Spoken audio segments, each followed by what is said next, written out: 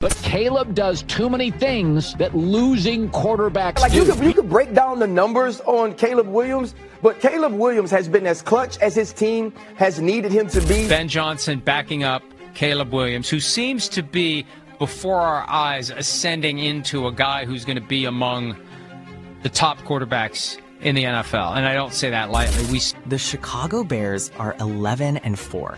They might just clinch a playoff spot for the first time since 2020. And at the center of it all stands a quarterback that the entire NFL told them would never figure it out. A guy who got buried under anonymous hit pieces, called lazy, labeled a diva who couldn't watch film properly. The #1 overall pick in the 2024 draft, who was supposed to become another cautionary tale in Chicago's quarterback graveyard, Caleb Williams. And right now, he's proving every single doubter dead wrong. Because the thing they were most afraid of is happening right in front of their eyes. Caleb Williams is not just a passenger on this train, though. He has made plenty of plays. Yes. He just needs to kind of smooth it out as far as consistency. The Chicago Bears were spiraling through an 8-game losing streak. Their head coach, Matt Eberflus, had just been fired mid-season after botching yet another ending against the Lions. The offensive coordinator had already been dismissed weeks earlier. And at the center of this absolute disaster was the #1 pick, socked a league-leading 68 times through 14 games, looking frustrated and beaten down on national television. Caleb Williams finished his rookie season with 3,541 yards and 20 touchdowns. Solid numbers. But the Bears went 5-12. They lost 10 straight games at one point. And suddenly, the narrative machine kicked into overdrive. Williams held the ball too long. He couldn't process defenses. He was taking way too many sacks. The comparisons to fellow rookie Jaden Daniels, who was torching the league in Washington, made it even worse. By December, NFL insiders were already questioning whether Chicago had made the right pick. Some anonymous coaches were floating the idea of a quarterback competition. Can you imagine? A quarterback competition for the consensus #1 overall pick after just one season.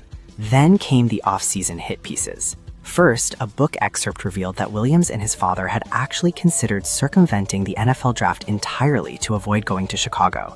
They talked to lawyers about joining the UFL instead. The media ran wild with it, entitled Diva, Not a Team Player. Then Tyler Dunn dropped a massive long-form article with anonymous Bears coaches claiming Williams was lazy, refused to use cadences, and couldn't watch film properly. One source called him a glitzy gazelle who sashayed around the facility. The disrespect was palpable. And here's the thing, Williams wasn't even defending himself publicly. He just kept working. But there's a pattern here that nobody wanted to acknowledge. Caleb Williams was the only first-round quarterback in 2024 whose head coach got fired during the season. He was the only rookie QB who cycled through 3 different offensive coordinators in 1 year. He was the only one playing behind an offensive line that seemed actively trying to get him hurt. His 68 sacks weren't just a rookie record for Chicago, they were the second most by any rookie in NFL history. Yet somehow Williams was the problem? The media wanted you to believe a 22-year-old kid fresh out of college should have somehow overcome an organizational train wreck that had been 40 years in the making. The narrative was set. Williams was destined to become another Bears quarterback failure. But that's where the story gets interesting. But before we get into how Ben Johnson changed everything, make sure you hit that subscribe button. We're breaking down the biggest stories in football every single week. It's clicking.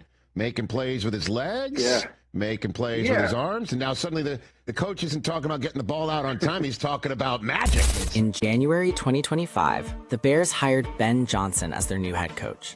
The former Detroit Lions offensive coordinator who turned Jared Goff into an MVP candidate. The guy who had one of the most explosive offenses in football for 3 straight years. And from day one, Johnson made something very clear. The Bears weren't going to baby Caleb Williams. They were going to push him. By design, we've made this very challenging and hard, and we know what we need to do as a staff to alleviate some of that pressure. And Johnson immediately set a benchmark that seemed almost impossible. He wanted Williams to complete 70% of his passes. For context, Williams had completed just 62.5% as a rookie. Only a handful of quarterbacks in the entire league hit 70% in any given season. Johnson also told Williams he needed to become the first 4,000-yard passer in Bears franchise history.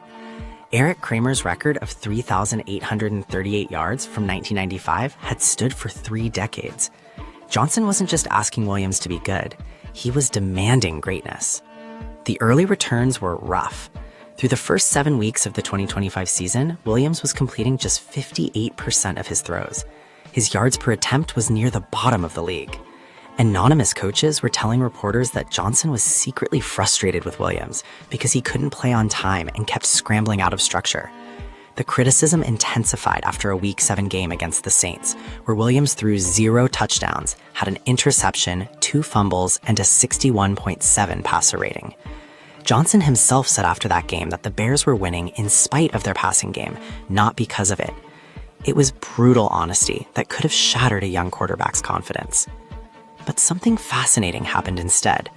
Williams didn't crack. He didn't pout. He didn't make excuses. He went to work. See, what the critics didn't understand is that Williams had already survived the absolute worst-case scenario as a rookie. He'd been sacked 68 times and lived to tell the tale. He'd watched his coaching staff get dismantled around him mid-season. He'd endured a 10-game losing streak. The 2025 growing pains under Johnson, that was nothing compared to the 2024 nightmare under Eberflus. Williams had been forged in fire, and now he was about to show everyone what that meant. It'll be a successful season if we see improvement from Caleb Williams. Go ahead and check that box. On September 28th, 2025, against the Raiders in Las Vegas, Williams engineered an 11-play, 69-yard drive in the final minutes to set up a game-winning touchdown run by DeAndre Swift. Against the Dallas Cowboys. Ashton Jeanty breaking free. Trailing 24-19 with under 7 minutes left, Williams didn't panic. He methodically picked apart the Raiders' defense, converted on 3rd down, and delivered the comeback win. 9 left in regulation. Swift to the outside, in for the shot. It was the first sign that something special was brewing. 2 weeks later against the Commanders, the Bears were down 24-22 with 3 minutes left. Williams completed a crucial 3rd down pass to tight end Colston Loveland to keep the drive alive. Running back DeAndre Swift then carried 5 times for 34 yards to set up the game-winning field goal as time expired. Another comeback, another clutch performance. The pattern was forming. But the performance that really turned heads came on November 2nd in Cincinnati. The Bears and Bengals played an absolute shootout. Cincinnati had 42 points. The Bears needed 47 to win. Williams threw for 280 yards and 3 touchdowns in a game that required him to answer every single